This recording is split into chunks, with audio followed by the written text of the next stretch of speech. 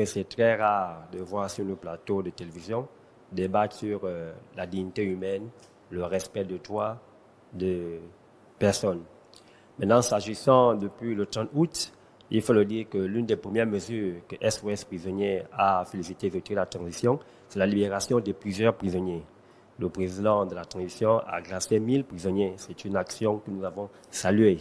Mais il n'en demeure pas moins que nous déplorons à ce jour certains cas de torture que nous enregistrons encore au niveau des commissariats, au niveau de la prison centrale. Donc il faut le dire que cette période de transition doit également être le moment où nos mentalités doivent changer. Que les tortionnaires prennent conscience que nous sommes en train d'écrire une nouvelle page de notre histoire. Il est hors de question que les pratiques du passé puissent perdurer pendant cette période de transition et post-transition. Vous avez évoqué cet article 12. Il faut rappeler que l'article 12 là existe depuis la Constitution de 1991. Exactement, c'est l'article premier où on interdit déjà la torture, on interdit les traitements inhumains dégradants. Mais pourquoi ça perdure jusqu'à ce jour? Parce que simplement les auteurs de ces actes ne sont pas punis. Nous constatons malheureusement une impunité. Moi, je vous prends un exemple sur moi. Allez-y, oui. En 2012, avec 17 autres étudiants, nous avons fait l'objet d'une arrestation à l'université Mabongo, conduit à la DGR. On nous demande de nous déshabiller, comme le cas que vous avez pris tout à l'heure. Et moi, je réponds à l'agent que vous avez reçu. Je dis, c'est contre la Constitution. Il me dit que le droit que tu fais à l'université, c'est pas ici. Et il m'a giflé. C'est comme ça que ça se passe. Quand vous rappelez vos droits à un agent, soit il vous gifle, bien vous dit, c'est pas à vous de m'apprendre mon travail. Nous avons enregistré il y a 2 mois de cela, 2 à 3 mois, le jeune Anso Tunga, qui a été torturé lors de sa garde à vue, placé sur mandat de dépôt. Ses parents n'ont pas pu le voir étant à la prison. J'ai saisi le procureur de la République sur ce cas. Quelques temps après, il a pu avoir accès à sa famille. Mais ce qu'il faut encore faire là, c'est la réparation. Depuis, par exemple, que ce jeune homme a été torturé, il est traumatisé, il a déjà du mal à circuler. Nous avons encore des cas, par exemple, depuis 2020, qui sont morts à la prison, faute torturés, qui ont saisi la justice, mais pas de suite. L'appareil judiciaire a vraiment du mal à suivre le train de la transition. Quelqu'un disait, si vous voulez voir le niveau de développement d'un pays, ne regardez pas les immeubles, ne regardez pas les routes, mais regardez plutôt les prisons. Comment cet État gère ces personnes les plus faibles, les plus vulnérables de la société. Donc c'est pour dire que cette période de transition doit une fois de plus nous amener à prendre conscience, à changer de paradigme, de mentalité. Je vais vous prendre un exemple simple qu'on peut changer sans pourtant attendre des textes de loi. Quand vous allez au tribunal, lundi, mercredi, vendredi, il a évoqué ça, les personnes qui viennent du commissariat sont exposées au sol, devant le procureur, devant les magistrats, les avocats, tout le monde passe là. Pas plus tard que hier, mercredi, j'étais au tribunal, ça continue. C'est des questions de volonté simplement pour arrêter cette pratique. Vous aussi, les médias, permettez quand même que vous mettez sur le banc des accusés. Vous partez dans les commissariats, interviewez les personnes en garde à vue sans respecter la présomption de l'innocence. Depuis un moment, il y a une nouvelle pratique. Quand on vous interpelle, on vous rase, on vous coupe les cheveux. C'est contraire à la dignité. Donc, si les telles pratiques doivent simplement cesser, on n'a pas besoin de prendre des textes de loi. Mais il faut simplement de la volonté pour mettre cela en pratique. Donc, nous espérons que de telles émissions vont continuer pour faire œuvre de pédagogie. Merci. Je voudrais déjà vous dire un grand merci de nous permettre de pouvoir enfin nous exprimer une fois de plus. Depuis ma sortie de prison, qui est intervenue le 13 septembre 2022 à aujourd'hui, j'ai ressenti et j'ai passé les moments les plus douloureux. Depuis quelques jours, il circule sur Internet une vidéo montrant les sévices subis par l'artiste camerounais Longué Longué. Alors, en revoyant ces images, c'est exactement ce que nous subissions. Alors, je me souviens de la première torture avec Roger Ondoa-Bessol, vice-président du syndicat Dynamique Unitaire. J'ai en mémoire l'honorable Karl Mindoumi Nzamba, alias Kekol, Jean de Dieu Mbourou, et quelqu'un qui est décédé après, Jacques Michel. C'était exactement la même torture que nous subissions. Moi encore un peu plus. Alors, vous étiez tapé sous la pointe des pieds. Or, malheureusement, il s'avère, ou heureusement, que toute vie humaine prend son essence sous la pointe des pieds. Alors, lorsque vous êtes torturé sous la pointe des pieds, c'est une douleur indescriptible. C'est une douleur où, lorsque le cou il est frappé sous la pointe des pieds, mais vous le ressentez au niveau du cerveau. Au 5e, 6e, 10e coup, vous perdez la mémoire. Vous pouvez devenir, séance tenante, vous pouvez devenir fou. Plusieurs sont décédés. C'est des cas que nous avons vécus dans nos chairs. Donc pour ceux qui ont eu la chance de voir ou qui peuvent la retrouver à travers les réseaux sociaux, la vidéo de Longuet Longuet, qui est un grand artiste africain camerounais, c'est exactement ce qui se pratiquait, ou du moins peut-être se pratique là encore à quelques encablures de ce studio, à la prison centrale et dans de nombreux commissariats.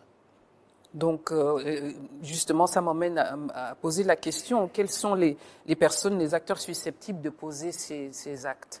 Alors, pour situer un peu les spectateurs. Il faut bien comprendre une chose. Ou sinon de violer la dignité des donneurs d'ordre. humaine. Eux, on ne les voit jamais.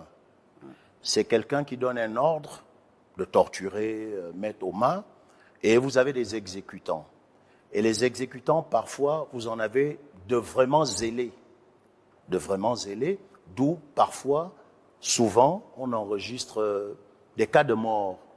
Paix à son âme, je pense à Olimbo, qui était un co-détenu à moi, et lors d'une séance de torture, Olimbo est décédé. Je pense à Thomas, un frère togolais, garagiste, qui, pour une affaire de téléphone trouvée, d'ailleurs qui ne lui appartenait pas, est décédé. Je pense à plusieurs autres personnes qui sont décédées, mais comme cela se fait dans le mur du silence, parce que personne n'est là, personne ne témoigne, vous souffrez dans votre chair. Si vous avez la chance de survivre, vous survivez, mais si vous décédez, on trouve une raison fallacieuse à votre décès. Des actes de torture, à quelle fin? Maître Moussa, vous parlez d'extorsion, d'aveux, d'informations. Il fallait absolument, me tuer. Parce que d'après Ali Bongo Ndimba, pour ne pas le nommer, j'avais commis l'affront suprême.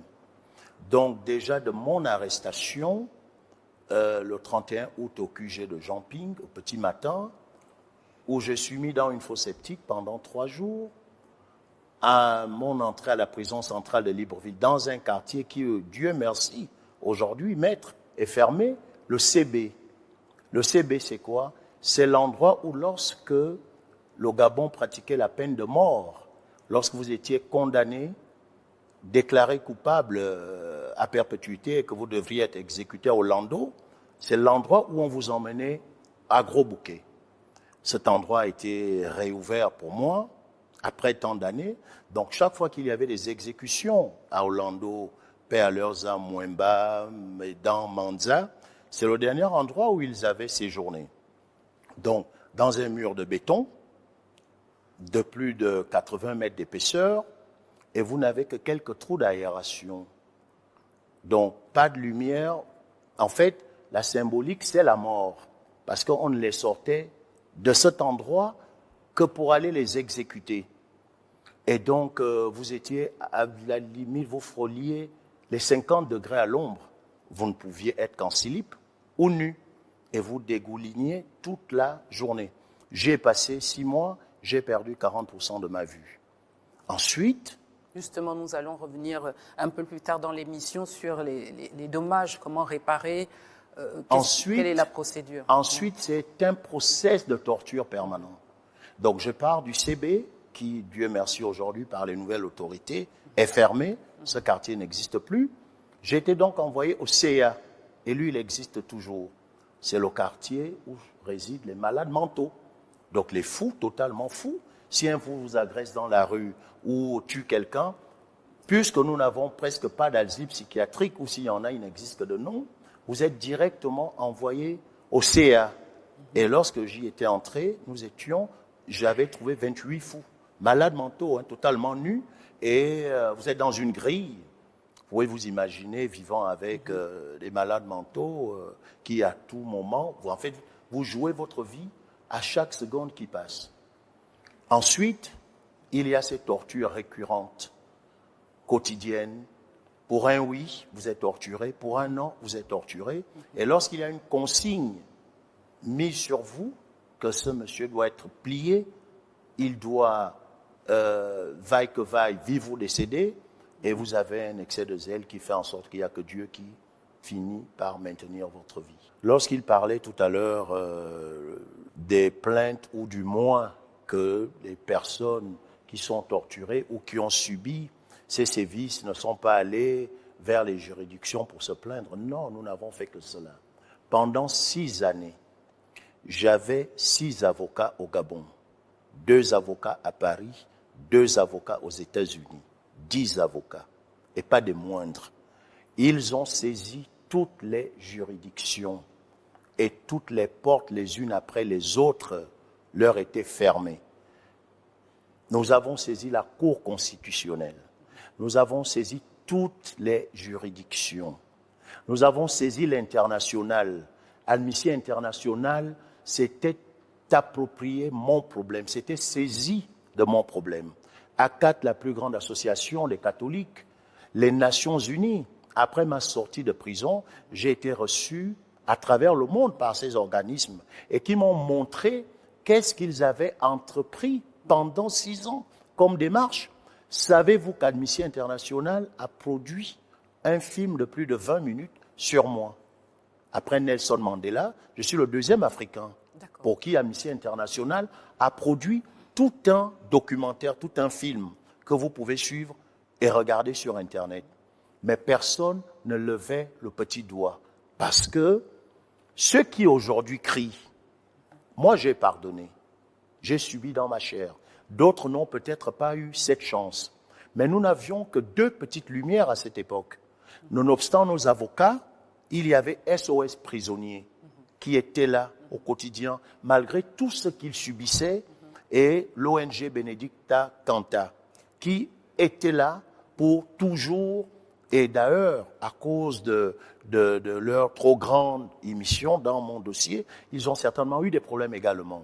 Mais je pense qu'aujourd'hui, la Constitution qui est mise en place nous donne dorénavant un sort définitif. Et nous ne devons plus jamais nous départir de ce sort.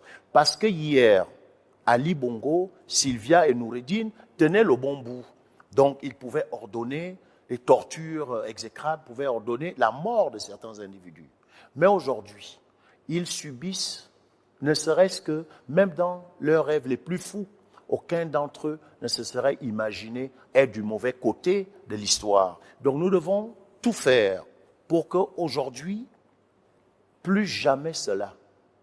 Vous savez, il y a ce que l'on voit comme torture. Nous, lorsque nous étions jeunes, vous encore moins jeunes que nous avons vu Agonjo Okawe sortir de prison. J'ai eu la chance de discuter avec Agonjo. J'ai eu la chance, parce qu'il y a encore des condamnés à mort qui ont plus de 30 ans, qui les avaient connus quand eux ils rentraient en prison. C'était des gouttes d'eau et vous ne devriez pas bouger et vous deveniez sénile ou fou. Il y a des tortures où certains Gabonais, il faut le dire aujourd'hui, ont été envoyés dans ce pays pour apprendre les tortures. Et je peux vous dire que en 1 minute de torture, 2 minutes, vous avez perdu votre latin. Vous savez que rien qu'en vous piquant des aiguilles sous les ongles, c'est une telle douleur que vous ne pouvez vous l'imaginer. Toute personne est susceptible un jour de faire la prison. Vous pouvez sortir de cette émission, faire un accident, je touche du bois, je ne vous le souhaite pas, et vous retrouver en prison. Vous pouvez être au mauvais endroit, au mauvais moment, être pris et envoyé en prison.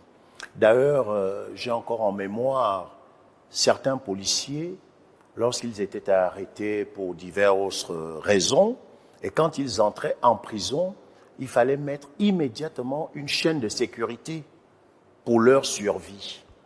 Et nous intervenions, parce que nous étions devenus des doyens de la prison, pour sauver leur vie.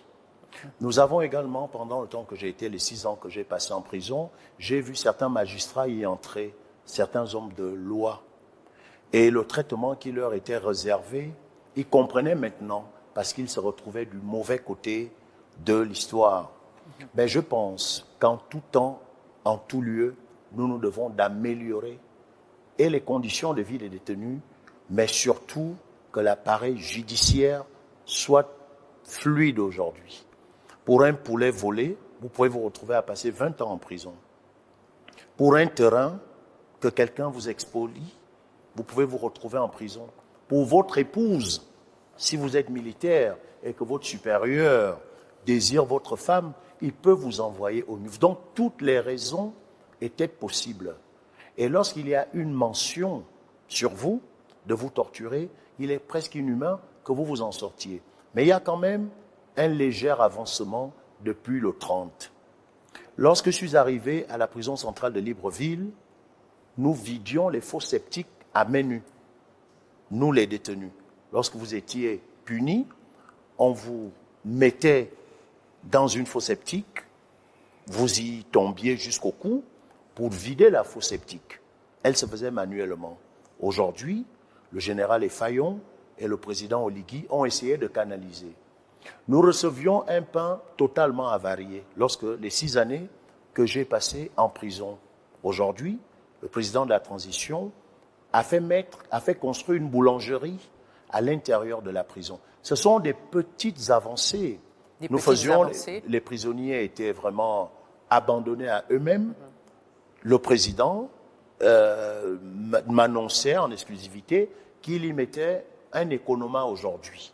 Je n'ai pas été visité, mais le général Effayon m'a dit qu'effectivement, il y a un grand économa et que les prisonniers aujourd'hui peuvent s'approvisionner sans trop de difficultés de peine. Le général Oligui essaie d'humaniser. Le véritable problème maintenant, est-ce que la troupe suit? Parce que nous continuons malheureusement d'enregistrer des cas de torture dans les commissariats, des abus dans la rue, ça ne grandit strictement personne. Donc vous rejoignez les propos de M. Mayaké, peut-être? Absolument, oui. Il a parfaitement raison. Et mieux encore, pour terminer, le Gabon est signataire de toutes les conventions internationales. Je parle sous le contrôle des maîtres. Et ne vous y trompez pas, le Gabon est également jugé par rapport à son applicabilité des droits de l'homme. Donc, lorsque vous êtes reçu à Amnesty International et qu'on vous sort des cas de torture, il ne fait pas bon investir dans ce pays. Personne ne viendra investir dans un pays où il n'est même pas sûr de garantir son investissement. Nous devons donc adopter ce comportement de pardon pour nous qui avons été les victimes. Je me serais consumé si j'étais rentré dans la haine. Je me suis pardonné à moi-même. J'ai pardonné à mon bourreau, Ali Bongo Ondimba, et sa bande. C'est ce qui me permet d'être aujourd'hui en face de vous. D'autres n'ont pas eu cette chance. Il y en a qui sont sortis, mais gravement malades. Jean Esprit, mon petit frère, la cruche Alianga. Jean Esprit, son frère Grégory. Et tous les autres qui peut-être n'auront plus jamais une santé. Mais que devons-nous faire? Nous devons accompagner la transition pour la dignité. C'est surtout pour cela qu'ils nous ont libérés de ces tortionnaires. Parce que comme cela se fait dans le noir, personne n'est au courant de quoi que ce soit. L'enquêteur qui vous auditionne, qui vous met au pont, qui vous met la règle entre les doigts, si on vous la met tout de suite et que j'appuie, je pense que même votre belle robe, vous allez la déchirer. Donc, ils ont ces tortures-là qui existent entre 4 murs qui doivent être dénoncées. Parce que je ne pense pas que ça grandisse qui que ce soit. Mais mieux encore, ceux qui n'ont pas comme mon jeune frère, qui, quand il vous dira le motif qu'il a emmené en prison, parfois fallacieux, pour votre véhicule, pour votre paire de lunettes, n'importe qui pouvait interrompre votre vie. Mais ce qui doit être fait, et les Gabonais doivent le comprendre, le policier qui arrête doit savoir qu'il a des enfants, il a une épouse, et un jour, ils peuvent être dans la même situation. Le procureur tout-puissant au tribunal doit également savoir qu'il est là et ne doit dire que le droit, rien que le droit. Et aujourd'hui, il faut que l'État communique un peu plus pour que le magistrat qui est si puissant, tout puissant, qui peut, il vous le dit, hein, je vous envoie en prison, c'est ce bic-là, et vous y restez 7 ans sans que personne ne vous rappelle pour même vous auditionner. Il y en a qui ont 13 ans, 15 ans, 18 ans de prison sans jamais avoir été auditionnés. C'est inhumain. La notion de droit humain doit être la règle fondamentale pour notre pays. Parce que lorsque vous êtes assis sur le trône, comme l'était Sylvia hier et Noureddine, vous semblez être le voisin de Dieu créateur. Vous pouvez donc décider, selon vos humeurs, même vous, de vous embastiller et de n'en faire qu'une bouchée. Mais je pense que cette émission, il va falloir que vous en fassiez d'autres pour que les Gabonais comprennent que dans la nouvelle constitution, il n'y a pas que le politique qui nous accapare tous. Il y a ces faits qui semblent passer de manière anodine, mais qui doivent nous faire voter oui. Oui pour que plus personne ne torture qui que ce soit. Et pour terminer, il va falloir que le président fasse également ce qu'ils ont déjà fait à 3 reprises dans des commissariats, c'est-à-dire dévêtir les personnes véreuses. Il y a des policiers qui ont été démis. On enlève l'uniforme.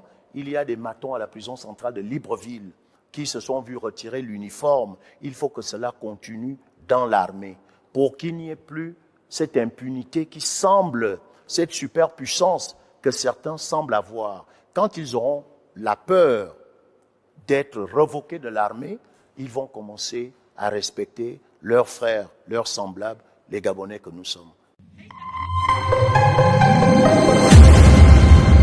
Gabon Direct.